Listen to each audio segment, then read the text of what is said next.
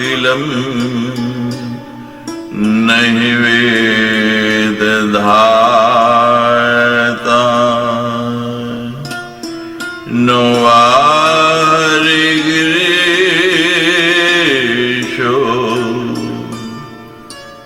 नहि च अपि अनंत अंशांशिकापित किमुतन्देवा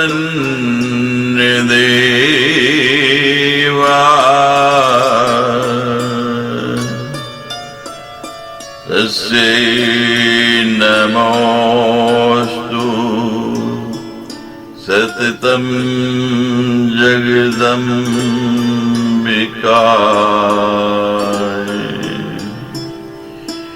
यद्पद पंकज रजे समवापि विश्वम् ब्रह्मा सृजति दिनं च विभर्ति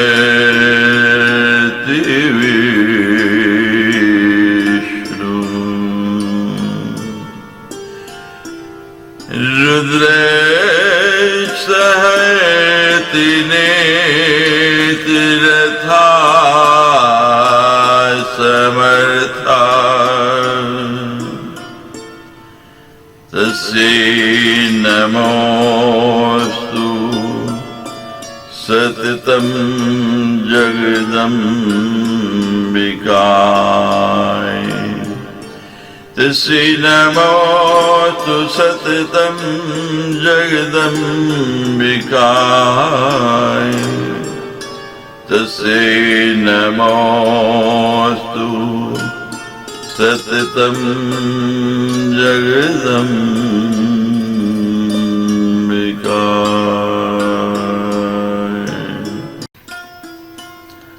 पंचदशोऽध्याय। श्री नारायण उवाच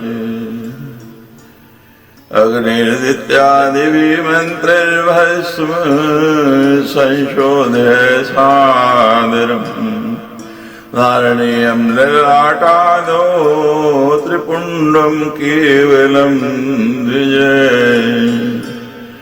श्री नारायण बोले, द्विजों को अग्निरिति भस्म आदि मंत्रों से भस्म को श्रद्धा पूर्वक धारण करना चाहिए। ललाट आदि पर त्रिपुंड बनाना चाहिए। ब्रह्म क्षत्रिय वैश्याश्चेति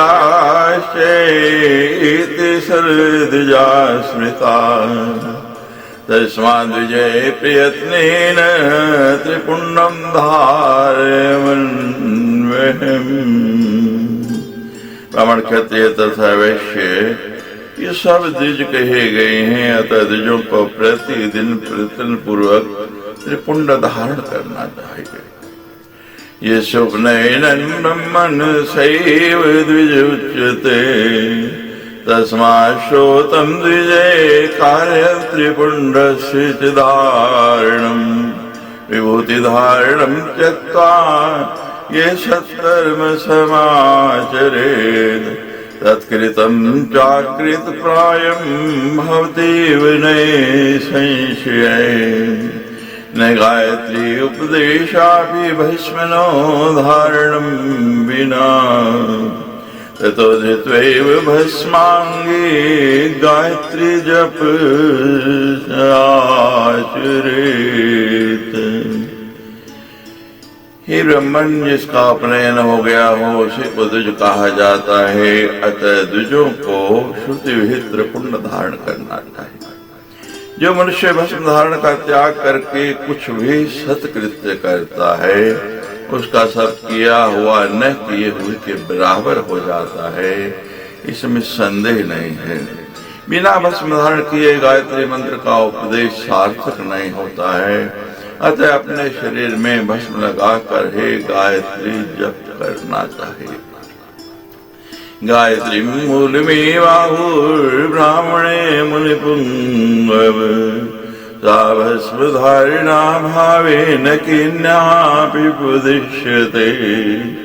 नावताधिकारस्ति गायत्री ग्रहणे मुने यावन्न भस्म भालादोधितमग्ने समुद्रभवम् अस्महि निललाटत्वं निब्राह्मण्यानुपाकम् एवमेव मया ब्रह्मणे हेतुरुक्ते सुपुण्यदे मंत्रपूतं सितं भस्म ललाटे परिवर्तते देव ब्राह्मणो विद्वान् सत्यं सत्यं उच्यते यस्यास्ति सहसा प्रीतिर्मणिमद्भव संसंग्रहे देव ब्राह्मणो ब्राह्मण सत्यं सत्यं मेयोच्यते। ये मुनिश्रेष्ठ गायत्री को ही ब्राह्मणत्व का मूल कहा गया है। भस्म धारण करने पर कोई भी उस गायत्री का उपदेश देने का अधिकारी नहीं हो सकता है।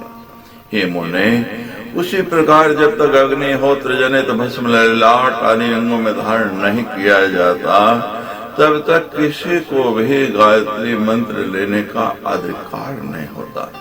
इसके भस्म रहित ललाट से उसके ब्राह्मणत्व का अनुमान नहीं किया जा सकता। इसलिए ही ब्राह्मण इन्हें भस्म को अत्यंत पुण्यदायक हेतु बतलाया है। जिसके ललाट पर मंत्र से पवित्र किया गया श्वेत भस्म विद्यमान रहता है, वस्तुतः वही विद्वान ब्राह्मण है, ऐसा मैं सत्य कह रहा हूँ। ये ब्राह्मण मणि संग्रह करने की भांति भस्म संग्रह करने में जिसकी स्वाभाविक प्रीति रहती है, वस्तुतः वही ब्राह्मण है, ऐसा मैं सत्य कह रहा हूँ। नयस्य सहजा प्रीतिर्मणिमद्भव संग्रहे चंडाल इति गेयो जन्म जन्मांतरे ध्रुवम् नयस्य सहजा प्रीति पुण्डोर्धुनादशी चंडाल इति गेये सत्यं सत्यं मयोच्यते एव स्मधारणं त्यक्त्वा भुजन्ते च फलादिकम् सर्वे नरकं घोरं प्राप्नुवन्ति न संशयेन विभूतिधारणं त्यक्त्वा ये शिवं पूजयिष्यति स दुर्भगः शिवद्वेष्टः स द्वेषो नरकप्रदः सर्वकं बहिर्भूतो भस्मधारणवर्जितः विभूतिधारणं त्यक्त्वा कुर्वन् हेम तुलामपि न तत्फलं वाप्नोति पतितो हि भवेदिसे यतोपवीतिरहिते सन्ध्याने क्रियते द्विजे तथा सन्ध्यान कर्तव्या विभूतिरहितेरपि किंतु मणि संग्रह करने की भांति भस्म संग्रह करने में जिसकी स्वाभाविक प्रीति न हो, ऐसा जान लेना चाहिए कि वह जन्म जन्मांतर से निश्चित ही चंडाल रहा होगा। त्रिपुंड धारण तथा भस्मोधूलन आदि में जिसकी सहज निष्ठा नहीं होती उसे चंडाल समझना चाहिए, ऐसा मैं सत्य कह रहा हूँ। जो लोग भस्म धारण का त्याग करके फल आदि का भक्षण करते हैं, ये सब घोर नरक में प्राप्त होते हैं, इसमें संदेह नहीं है। विभूति धारण का त्याग करके जो शिव की पूजा करता है, वह भाग्यहीन शिव से द्वेष करने वाला होता है और वह द्वेष उसके लिए नरक प्रदायक होता है। भस्म धारण करने वाला मनुष्य सभी प्रकार के कर्मों का अनाधिकारी होता है। विभूति धारण का त्याग करके स्वर्ण का तुला दान करने वाला भी उस दान का फल प्राप्त नहीं कर पाता और वह अपने धर्म से भ्रष्ट हो जाता है। जिस प्रकार यज्ञोपवीत विहीन द्विज संध्या नहीं करते, उसी प्रकार भस्महीन रहने पर भी द्विजों को संध्या पर्व नहीं करना चाहिए। यथोपवीत संध्यायां कार्यं प्रतिनिधि क्वचित् जपादिकं सावित्र्या तथैव पोषणादिकं विभूतिधारिणे त्वन्यो नास्ति प्रतिनिधि क्वचित् विभूतिधारणं त्यक्त्वा यदि संध्यां करोति ये प्रत्वेत्ति विनाशो नाधिकारे तदा द्विजये यथा श्रुत्वान्त्यजो वेदान् प्रवेति तथा द्विजये प्रत्यवेति न संदेहे संध्याकृत भस्म वर्जिते संपादनीयं यत्नेन श्रोतुं सस्म सदा द्विजये समार्थे वा तद्भावे तु लौकिकं वा समाहिते यादृशं तादृशं वस्तु पवित्रं भस्मं संतृतम्। यज्ञोपवीत के च्युत हो जाने पर संध्या में गायत्री जप आदि करने के लिए तथा उसी प्रकार व्रत उपवास आदि करने के लिए इसी के प्रतिनिधि के रूप में नियुक्त किया जा सकता है, किंतु विभूति धारण में दूसरा व्यक्ति प्रतिनिधि रूप में नहीं हो सकता है। यदि विभूति धारण का परित्याग करके कोई संध्या करता है तो वह पाप का भागी होता है, क्योंकि वही उस समय संध्या करने का अधिकारी ही नहीं है। उसी प्रकार भस्म में लगाकर संध्या करने वाला द्विज को भी पाप लगता है, इसमें संदेह नहीं है।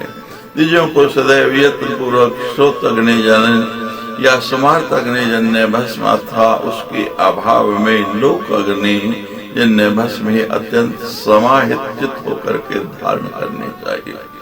भस्म चाहे जैसा भी हो वे सदैव पवित्र होता है, अतः द्विजों को चाहिए कि वे संध्या आदि कर्मों में उसे प्रयत्न के साथ धारण करे।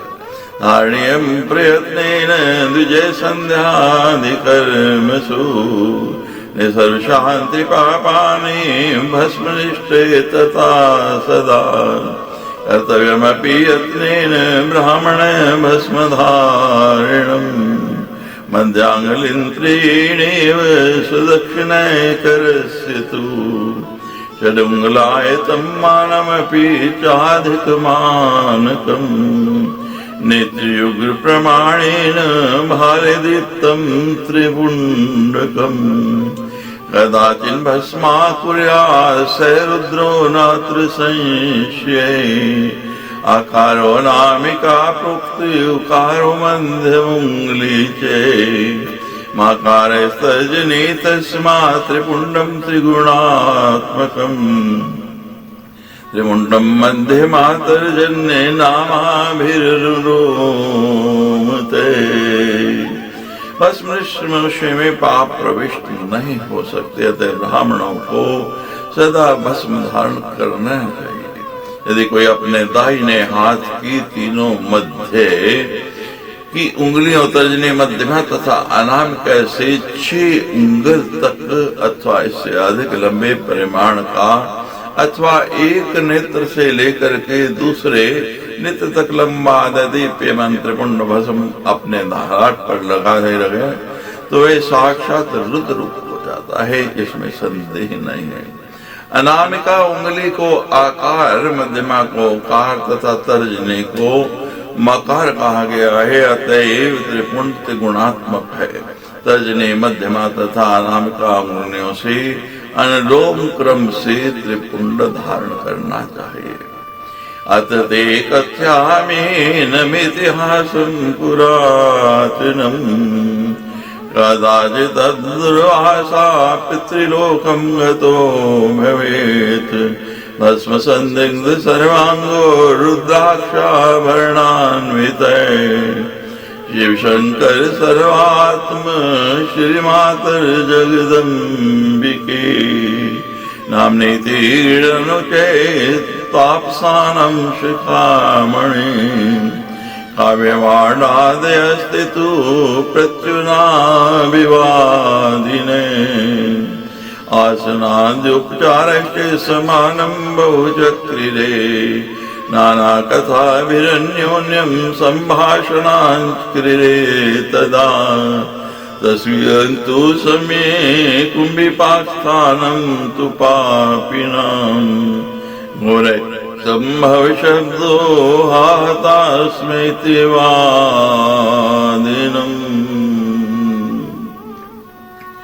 इस संबंध में आपसे एक प्राचीन इतिहास का वर्णन कर रहा हूँ। इसी समय तपस्वियों के शिरोमणि ऋषि दुर्वासा अपने सर्वांग में भस्म धारण किए हुए तथा रुद्राक्ष के आभूषण पहने हुए, हे शिव, हे शंकर, हे सर्वात्मन, हे श्रीमात, हे जगदम्बिके, इन नामों का उच्च स्वर से उच्चारण करते हुए पितृलोक गए हुए थे। उन्हें देखकर कविवाट, अनल, सोम, यम, मरिमा, अग्निवक्ता, वर्ष, सोमपाद पितरों ने उठकर अभिवादन के द्वारा तथा आसन आदि उपचारों से उनका अत्याधिक सम्मान किया। तभी अनेक प्रकार के धागाओं के माध्यम से परस्पर वार्तालाप करने लगे। उसी समय कुंभीपाक नरक में पड़े हुए पापियों का भयंकर चित्कार हुआ। हाय, हम लोग मारे जा रहे हैं। वे ऐसा बोल रहे हैं, उनमें कुछ चिल्ला रहे हैं, हम मर गए। दूसरे कह रहे थे हम जल गए। कुछ चित्कार कर रहे थे। मृतास्मेति वंदेते दग्धास्मेति परे जुगी, जिनास्मेति भिन्नास्मेति एवं रोदनकारिणे, युतातं वर्णं शब्दं दुःखतो मुनिरायदे, पप्रच्यपित्थिनाथां तान् केशं शब्दोऽम्यपि, ते समूर्च मे नेत्रे पुरिसंयमने परान्, वर्तते यमराजत्र पापिनां भोगदायके, नानादूते कालरूपे कृष्णवर्णभयङ्करे, त्वत्रैव तत्पुर्यां नायको विद्यते अनघ, तत्पुण्डाननैकानि पापिनां भोगदानि च, चर्षिति घोररूपदूते परिवृतानि च। वे चित्कार कर रहे थे, हम मर गए। दूसरे कह रहे थे हम जल गए। कुछ चित्कार कर रहे थे कि हम कट गए, तथा कुछ चिल्लाकर कह रहे थे कि हम छेदे जा रहे हैं। इस प्रकार कहकर वे रुदन कर रहे थे। वे करुण क्रंदन सुनकर मुनिराज दुर्वासा के मन में बड़ी व्यथा हुई और उन्होंने पितृदेवों से पूछा कि ये किन लोगों की ध्वनि है। तब उन पितृदेवों ने कहा, हे मुने, यहीं पर सैमनी नामक एक विशाल पुरी है। यहाँ पापियों को उनके कर्मों का भोग प्रदान करने वाले यमराज रहते हैं। हे नग, साक्षात काल रूप तथा कृष्ण वर्ण वाले अनेक भयानक दूतों के साथ यमराज उस पुरी में स्वामी के रूप में निवास करते हैं। उस पुरी में पापियों को उनके कुकर्म का भोग प्रदान करने वाले 86 कुंड हैं, जो भयंकर रूप वाले दूतों से सदा घिरे रहते हैं।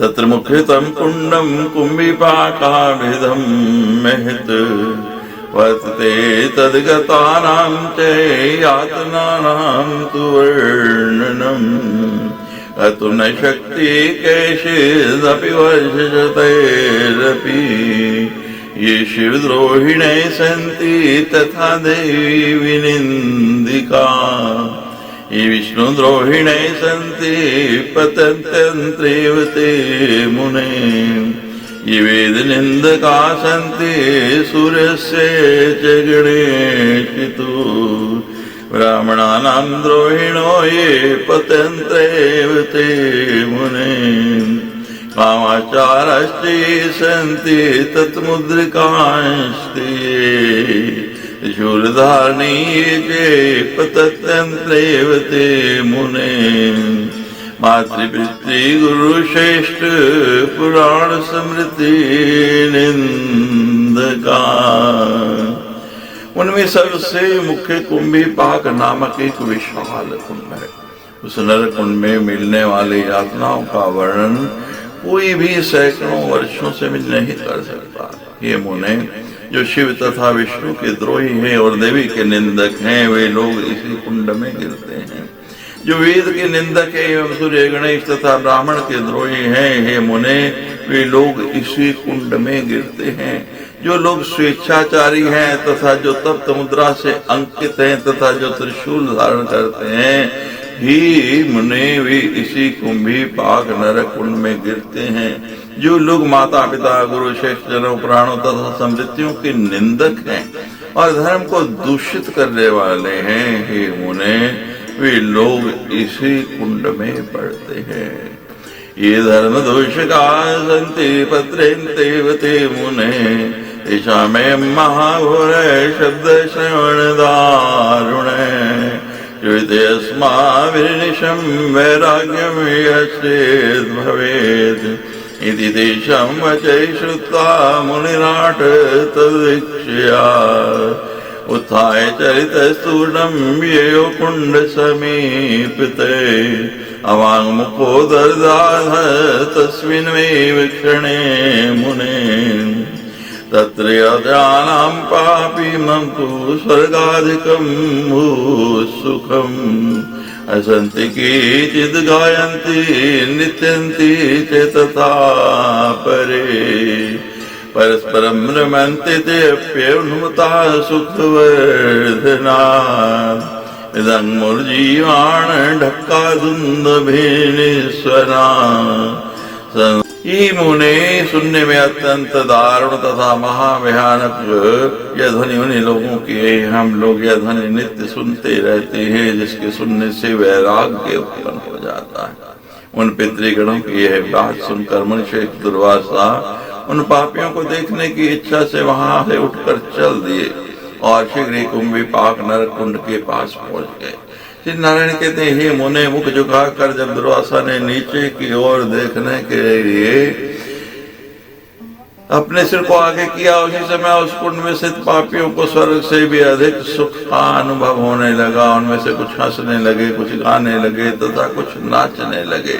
सुख की वृद्धि के कारण उन्मत्त होकर वे परस्पर क्रीड़ा करने लगे। मृदंग सूरज वीणा डक्का तदंदविकी कोयल सदृश पंचम स्वर से युक्त मधुर ध्वनियां उत्पन्न होने लगी और वासंती लता के पुष्पों के संपर्क से सुगंधित हवाएं बहने लगी। मोदा तुरा पंचम सर्वभूषिता वसंत वली पुष्पाणाम स्कुंद मरुतो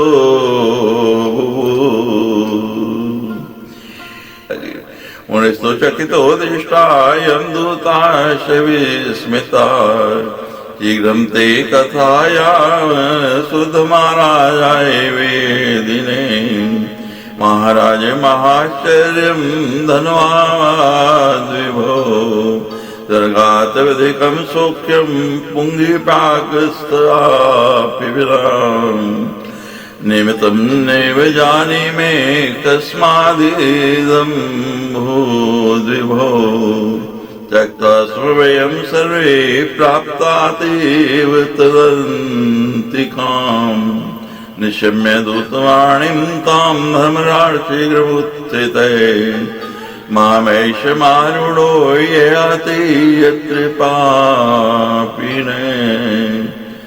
ये देखकर मुनि दुर्वासा आश्चर्यचकित हो गए और यमदूत भी अत्यंत विस्मय में पड़ गए।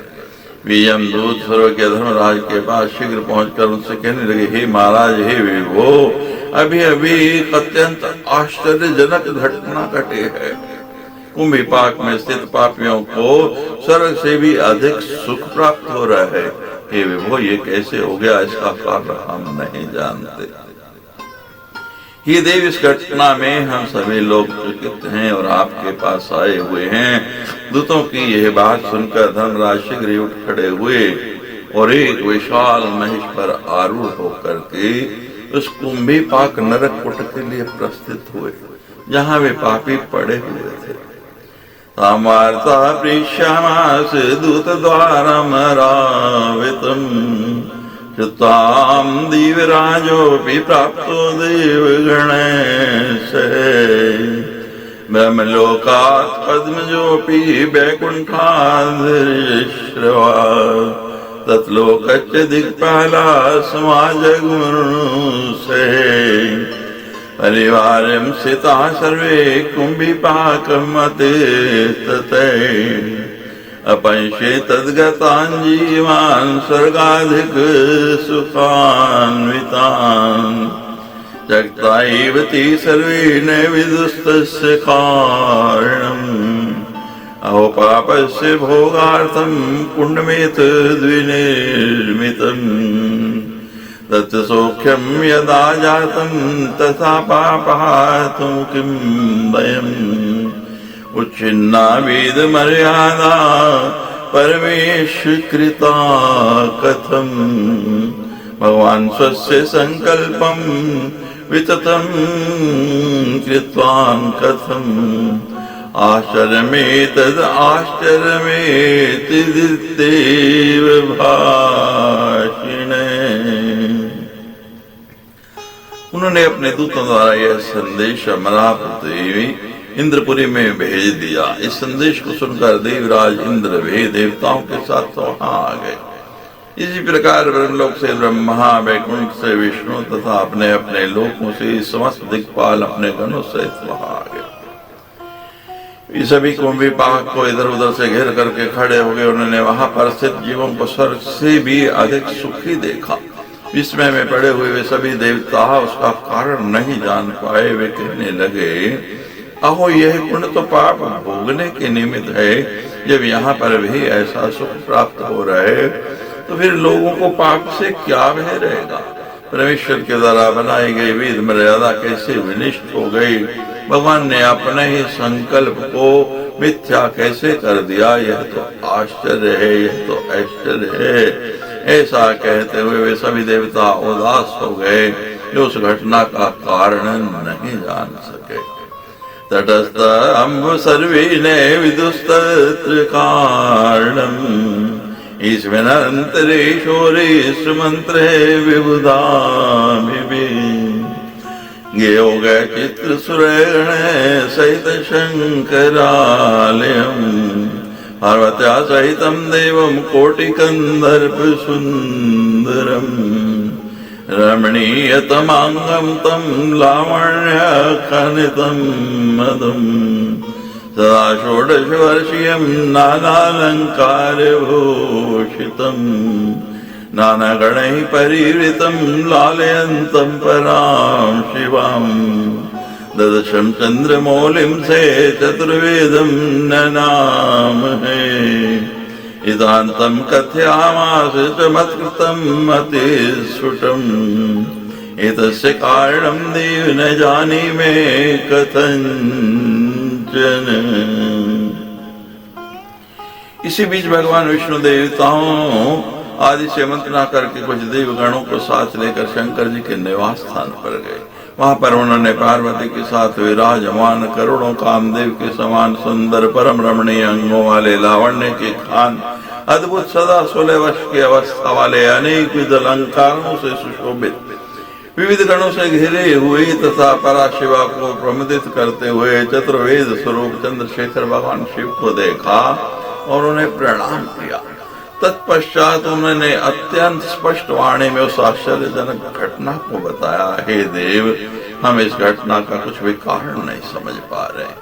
हे देव, इसका जो भी कारण हो उसे आप बताइए, क्योंकि हे प्रभु आप सर्वज्ञ हैं। वह तत्कारणं देव सर्वज्ञोऽसि यते प्रभु विष्णुवाक्यं तदाश्रुत्वा प्रसन्नमुख पंकजे वाच मधुरं वाक्यं मे गंभीरया गिरा शृणु विष्णो तन्निमित्तं नाश्चर्यं तत्र विद्यते वस्मनो महिं वायं वस्मना किं भवेन्नहि कुम्भिपाकं गतो द्रष्टुं दुर्वासाशैव सम्मते अवाङ्मुखो ददशादस्तदा वायुवशादरे मालभस्मकणास्तत्र पतिता देवयोगिते येन जातमिदं सर्वं भस्मिनो महिम्ना त्वयम् इते परं तु तत्तीर्थं पितृलोक निवासिनम्। तब विष्णु का कथन सुनकर प्रसन्न मुखारविंद वाले भगवान शिव ने मेघ के समान गंभीर वाणी में यह मधुर वचन कहा, हे विष्णु, उसका कारण सुनिए। इस विषय में कोई आश्चर्य नहीं है। यह भस्म की महिमा है, भस्म से क्या नहीं हो सकता है। शैव सम्मत होकर अर्थात भस्म तथा त्रिपुंड आदि धारण करके दुर्वासा मुनि कुंभिपाक देखने गए थे। हे हरे, ये मुख झुकाकर नीचे की ओर देखने लगे, तभी उनके ललाट पर स्थित भस्म के कुछ कण देव योग से वायु के प्रभाव से उस कुंड में गिर पड़े। उसी से यह सारी घटना हुई है। यह तो भस्म की ही महिमा है। अंति न संदेहो यत् स्नात्वा सुखी भवेत् इति तीर्थं तु तन्नाम्नाप्यतु भविष्यति। मल्लिका स्थापनं तत्र कार्यं दिव्याश्च सत्तम वैशंशीति तत्र पितृलोक निवासिने। त्रैलोक्यानि तीर्थानि तत्र श्रेष्ठमिदं भवेत्। पितृश्वरी पूज्या तु त्रैलोक्यं पूजितं भवेत्। अब से यह कुंभिपाक पितृलोक में निवास करने वालों के लिए तीर्थ बन जाएगा, जिसमें स्नान करके सुख प्राप्त होगा, इसमें संदेह नहीं है। आज से उन्हीं के नाम से यह पितृतीर्थ नाम वाला होगा। हे श्रेष्ठ, आप वहाँ पर मेरे लिंग तथा देवी की मूर्ति की स्थापना करें, जिससे पितृलोक में रहने वाले हमारी पूजा कर सके। तीनों लोकों में जितने भी तीर्थ हैं उनमें यह श्रेष्ठ तीर्थ होगा। यहाँ पर स्थापित पितृश्वरों की पूजा मात्र से तीनों लोकों की पूजा हो जाएगी। श्री नारायण वाच इति देववचै श्रुत्वा देवमूर्धना प्रणम्य च तदनज्ञं समादाय यो देवान्तिकं हरे। सर्वं कथयामास कारणं शङ्करोदितं साधु साध्विते प्राचुरं रामोलिचालिने। यशंसुर्भस्म माहात्म्यं हरिब्रह्मादयासुरा पितरश्चैव सन्तुष्टा तीर्थलाभात् परं तप। तत्तीर्थतीरे लिङ्गं च दिव्यामूर्तिं यथाविधि स्थापयामासुरमराजुज्यामासुरन्वयम्। तत्रे प्राणिनो भुवन् प्रापभोगार्थमस्थिता दिव्यमानं समारुहे गता कैलाशमण्डलम्। नाम्ना भद्रगणास्ते तु सन्त्यद्यापि तत्र हि पुनश्च उर्देशे तु कुम्भिपाको विनिर्मिते। कि नारायण बोले, हे नारद, महादेव जी की यह बात सुनकर विष्णु जी ने सिर झुकाकर उन्हें प्रणाम किया और उनसे आज्ञा लेकर वे देवताओं के पास चले गए। वहां पहुंचकर भगवान विष्णु ने शंकर जी द्वारा बताई गई समस्त बातें उनसे कही, जिस पर वे सभी देवता सिर हिला करके साधु साधु ऐसा कहने लगे। ब्रह्मा विष्णु आदि देवता भस्म के महात्म्य की प्रशंसा करने लगे और हे परम तप, कुंभिपाक के तीर्थ हो जाने पर पितरों को बड़ी प्रसन्नता हुई। देवताओं ने उस तीर्थ के तट पर शिवलिंग तथा देवी की मूर्ति की विधि पूर्वक स्थापना की और प्रतिदिन पूजन करने लगे। अपने पाप कर्म का फल भोगने के लिए उस कुंड में जितने भी जीव थे, वे सब विमान पर आरूढ़ होकर के कैलाश मंडल को चले गए। इस समय भी वहां भद्रगण नाम से निवास करते हैं और फिर वहां से दूर अन्य स्थान पर कुंभिपाक निर्मित हुआ और उसी दिन से देवताओं ने भस्म तथा त्रिपुंडधारी शैवों को कुंभिपाक नरक कुंड जाना निरुद्ध कर दिया। निर्दम शैवगम नम देवे तत्तु तद्दिनात् इति ते सर्वमाख्यातं भस्म महात्म्योत्तमम्। नाते परतरं किंचिदधिकं विद्यते मुने उदपुंड विधिं च व्याप्य अधिकारी विभेदते। प्रवक्षे मुनि शार्दूल वैष्णवागम लोकिनाथ उदमुंड प्रमाणानि दिव्यानि उंगली भेदते। वर्णाभिमन्त्र देवांश्च प्रवक्ष्यामि फलानि च पर्वताग्रे नदीतीरे शिवक्षेत्रे विशेषतः सिन्धुतीरे च वाल्मीके तुलसीमूलमाश्रिते हृदयतासु संग्राह्या वर्जे नंदमृत्तिका। इस प्रकार मैंने आपसे भस्म के उत्तम महात्म्य का सारा वर्णन कर दिया।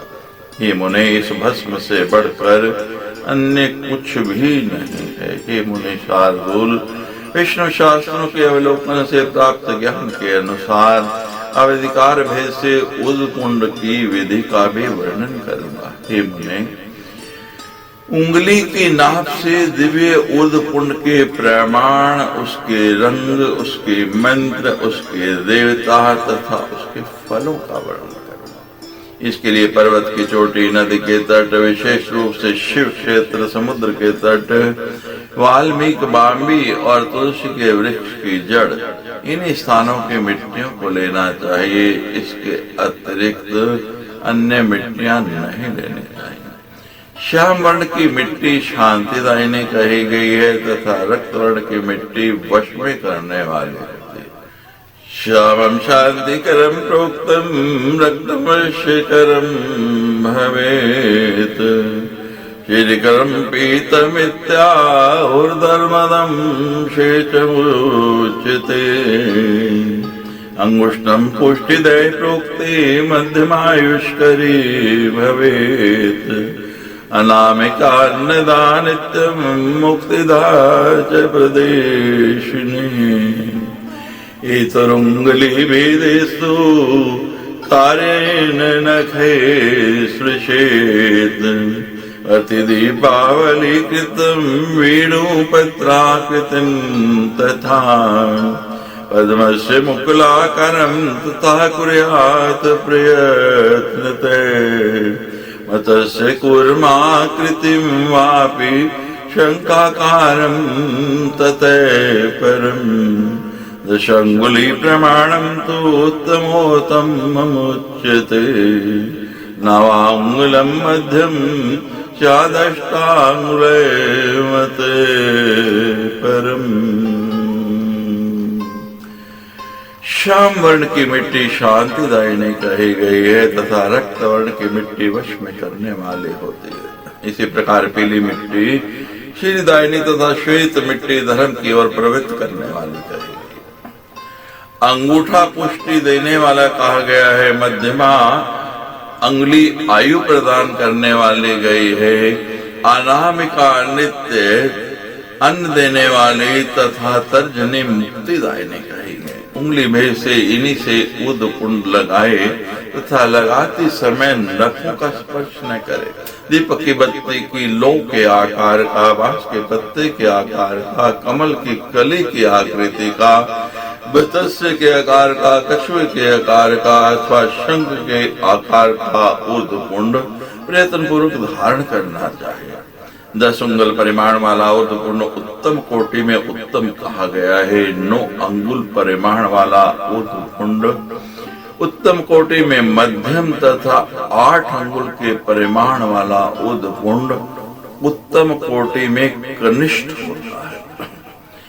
सप्तमष्ट पंचमी कुंडम मध्यम त्रिविधम स्मृतम चातुस्त्रिदे उंगले कुंडम कनिष्ठम त्रिविधम भवेत् ललाटे केशवं विद्यानारायण मथोदरे माधवं हिरिविन्यस्य गोविंदं कंठकूपके उदरे दक्षिणे पार्श्वे विष्णुनित्ये विधीयते तत्पार्श्व बहुमध्ये च मधुसूदनमेव च त्रिविक्रम कर्णदेशे वामकुक्षे तु वामनम् गिरिधरं बाहुकी वामे ऋषिकेशं तु कर्णके पृष्ठे च पद्मनाभं तु कुक्कुदामोदरं स्मरेत्। द्वादशतानि नामानि वासुदेविति मूर्धनि। पूजा काली च भूमि च सायं प्राते समाहिते। नामनोच्चार्य विधिना धारे दूर्धपुण्डकम्।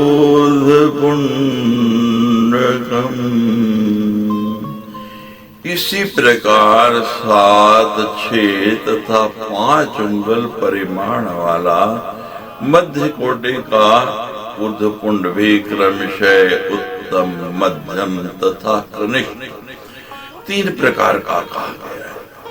और 4, 3 तथा 2 उंगल परिमाण वाला कनिष्ठ कोटि का ऊर्ध्वपुंड भी क्रमशः उत्तम, मध्यम तथा कनिष्ठ 3 प्रकार का होता है।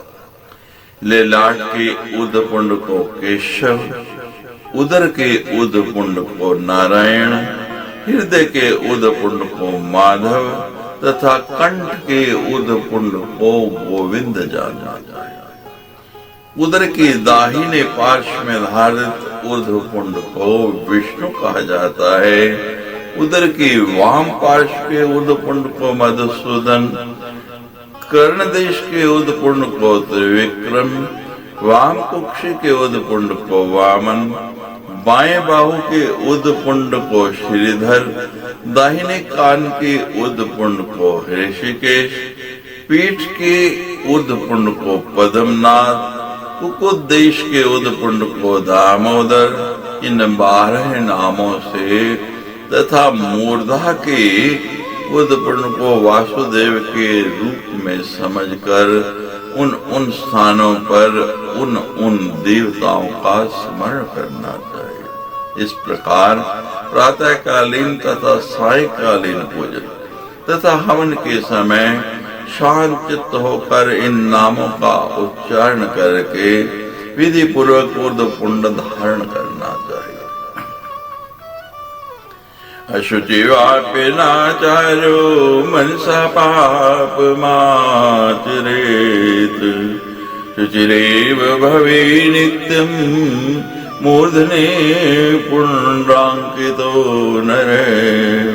उद्पुण्डधरो मतर्यो मृते यत्र कुत्रचित्। पाकोऽपि विमानस्थो नमलोकी महीयते। एकांतिनो महाभागा मत्स्वरूप विदो बला। सान्तरालान् प्रकुर्वन्ति पाण्डुर्न विष्णुपदाकृतीन्। परमैकान्तिनप्येवं मत्पादिकपरायणा। हरिद्राचूर्ण संयुक्ता शूलांकरा सुवामिलान।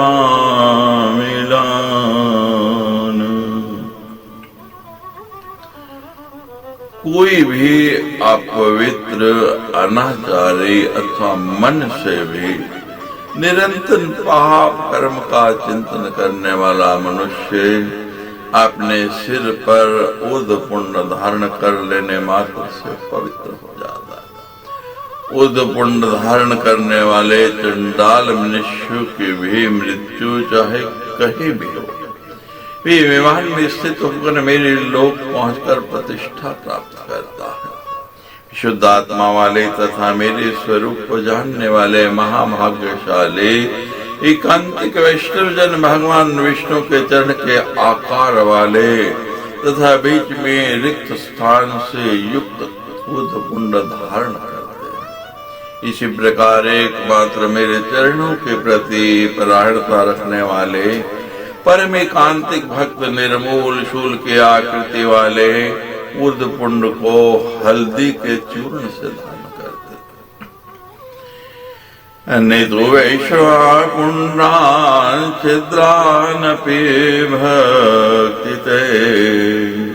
प्रकुर्वीरन् दीप पद्मवेणो पुत्रोपमा कृतेन अछिद्रानापेश छिद्रानाम कुरु केवल वैष्णवा अछिद्रकर्णे तेषां प्रत्यवायो निवेद्यते एकान्तिनानां प्रपन्नानां परमैकान्तिनामपि अछिद्रपुण्डराकर्णे प्रत्यवायो महान् भवेन्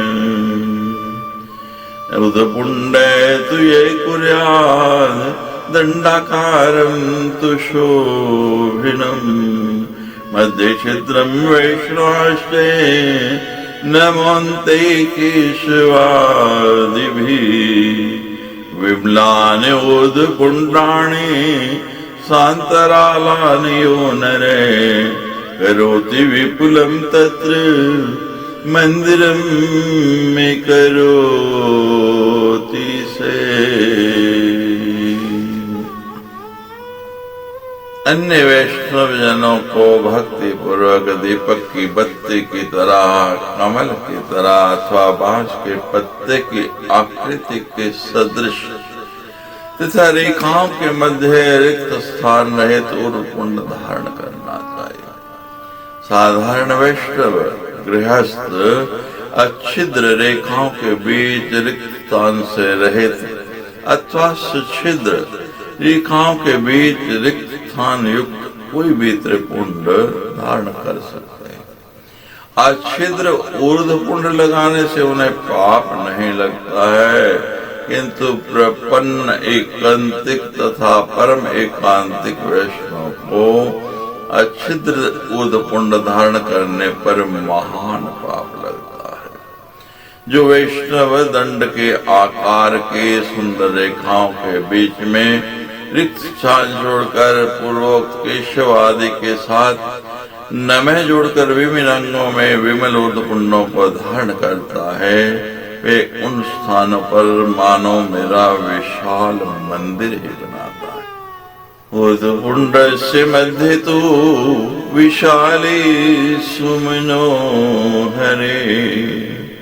लक्ष्मीशाकं सासीनो रमते विष्णुरव्यये निरन्तरालम्य कुर्यात् ऊर्ध्वपुण्डं द्विजाधमे जय तत्स्थितं विष्णु श्रियं चैव व्यवोह्यति अच्छिद्रमूर्ध्वपुण्डं तु ये कृतो मूढधि ये पर्यायेण तानेति नरकानेकविंशतिम् ऋजूनि सुट्पार्श्वानि सान्तरालानि विनयसेत् उदपुण्डानि दण्डानि दीपमत्यासि निभानि च। जो उदपुण्ड की मध्य विशाल तथा अत्यंत मनोहर रिक्त स्थान में शाश्वत विष्णु जी लक्ष्मी के साथ विराजमान होकर आनंदित होते हैं। जो अधम द्विज रेखाओं के बीच में रिक्त स्थान छोड़े बिना ऊर्ध्वपुण्ड धारण करता है, वे उस स्थान पर विराजमान विष्णु तथा लक्ष्मी का तिरस्कार करता है।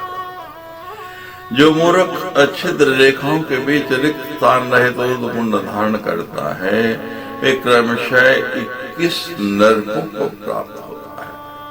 स्पष्ट तथा सीधी रेखाओं वाले, बीच में रिक्त स्थान वाले, दंड कमल दीपक की लो अथवा मत्स्य की आकृति वाले ऊर्ध्वपुण्डों को धारण करना चाहिए।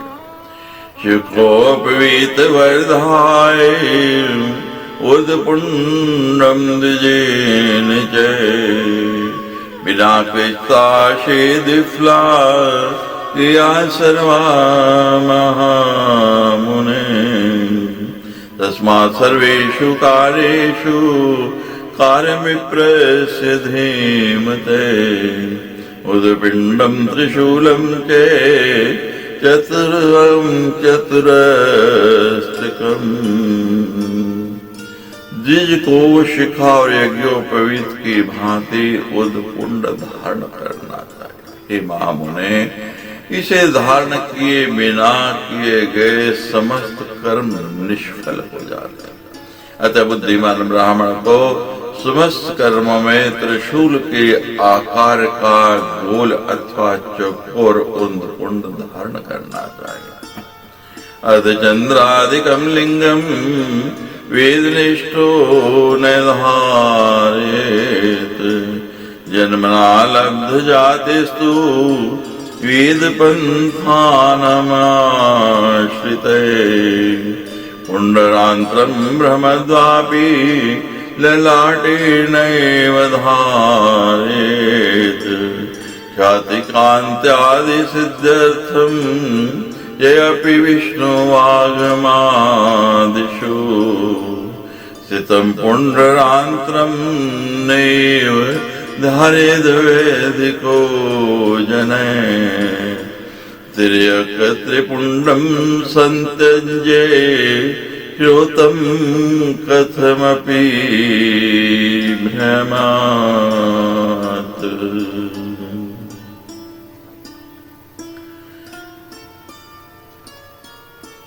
वेदनिष्ठ ब्राह्मण को अर्धचंद्र के आकार का तिलक नहीं लगाना चाहिए। जन्म से ब्राह्मण जाति में उत्पन्न तथा वैदिक पंथ के अनुयायी व्यक्ति को भूल करके भी अपने ललाट पर ऊर्ध्व पुंड के अतिरिक्त अन्य पुंड नहीं धारण करना चाहिए। श्रोत तिर्यक त्रिपुंड छोड़कर प्रसिद्धि अथवा शारीरिक कांतिक आदि की प्राप्ति के लिए वैष्णव शास्त्र आदि में वर्णित दूसरे प्रकार के कुंड वैदिक व्यक्ति को भूल करके भी नहीं धारण करने चाहिए। ललाटे भस्मना तिर्यक त्रिपुंडे च धारणम्। बिना पुंडरांत्रं मोहाद् धारयन् नारकी भवेत्। वेदमार्गे कनिष्ठस्तु मोहनाप्यंकितो यदि। पतेव न संदेहे तथा पुंड्रांतरादपि। ललाट पर भस्म से तिर्यक त्रिपुंड धारण न करके अज्ञान अवश्य अन्य प्रकार का त्रिपुंड धारण करने वाला वैदिक ब्राह्मण नरकगामी होता है। एकमात्र वेद मार्ग का अनुयायी व्यक्ति यदि अज्ञान अवश्य भी भिन्न प्रकार का पुंड शरीर पर धारण कर लेता है तो वह भी नरक में अवश्य पड़ता है, इसमें संशय नहीं है। नांकनम विग्रहे कुर्याद् वेद मार्गम समाश्रिते। ज्योतिधर्म कनिष्ठानां लिंगम तु श्रोतमेव हि। अश्रोतनिष्ठानां श्रोतं लिंगमेरितम्। देवता वेद सिद्धाया तासां लिंगं तु वैदिकम्। अश्रोततन्त्रनिष्ठाया तासां श्रोतमेव च। वेद सिद्धो महादेवे साक्षात् संसार मोचके। वैदिक धर्मावलंबी मनुष्य को अपने शरीर पर किसी प्रकार का चिन्ह नहीं करना चाहिए। वैदिक धर्म का पालन करने वालों के लिए एकमात्र वैदिक चिन्ह त्रिपुंड ही है। अश्रोत धर्म में निष्ठ लोगों के लिए अश्रोत चिन्ह बताया गया है। वेदों में जो जो देवता वर्णित हैं उनके चिन्ह वैदिक हैं। अश्रोत तंत्र में निष्ठा रखने वाले जो लोग हैं उनके चिन्ह अश्रोत ही हैं। भवबंधन से मुक्ति प्रदान करने वाले वेद सिद्ध महादेव जी भक्तों की उपकार के लिए श्रोत चिन्ह भस्म त्रिपुंड धारण करते हैं। भक्तानाम उपकाराय श्रोतम लिंगम ददाति चे वेद सिद्धस्य विष्णुश्च श्रोतम लिंगम न चेतरेत प्रादुर्भाव विशेषणामपि तस्य तदेव हि श्रोतम लिंगम तु विज्ञेयं त्रिपुंडोद्धूलिनादिकम्। वेद सिद्ध भगवान विष्णु का भी वैदिक चिन्ह है। इसके अतिरिक्त दूसरा नहीं। विशेष अवतारों में भी उनका चिन्ह वही भस्म त्रिपुंड रहता है। सर्वांग में भस्म लगाने तथा त्रिपुंड धारण करने को वैदिक चिन्ह समझना चाहिए। ऊर्ध्वपुंड आदि अश्रोत चिन्ह है, तिर्यक त्रिपुंड अर्श्रोत नहीं है। अश्रोतमोर्ध्वं पुंडादापि नैव तिर्यक् पुंडकम् वेदमार्गे कृनिष्ठानाम् वेदोक्तमेव वर्त्मना ललाटे भस्मनात् त्र्यक्त् त्रिपुंडं धारयमेव हि यस्तु नारायणं देवं प्रपन्ने परमं पदं धारेत् सर्वदा शूलं ललाटे गंधवारिणा। एकमात्र वेद मार्ग का अनुगमन करने वाले को वेदोक्त पद से भस्म द्वारा ललाट पर त्रियक त्रिपुंड धारण करना चाहिए। जो भगवान नारायण के शरणागत हो तथा उनके परम पद का अभिलाषी हो, उसे गंध द्रव्य युक्त जल से अपने ललाट पर शूल की आकृति धारण करनी चाहिए। यदि श्रीमद्देवी भागवती महापुराणे अष्टादश सहस्त्रम सहितायाम एकादश स्कंधे त्रिपुंड ऊर्ध्वपुंड धारण विधि वर्णम नाम पंचदशो अध्याय। सच्चे दरबार की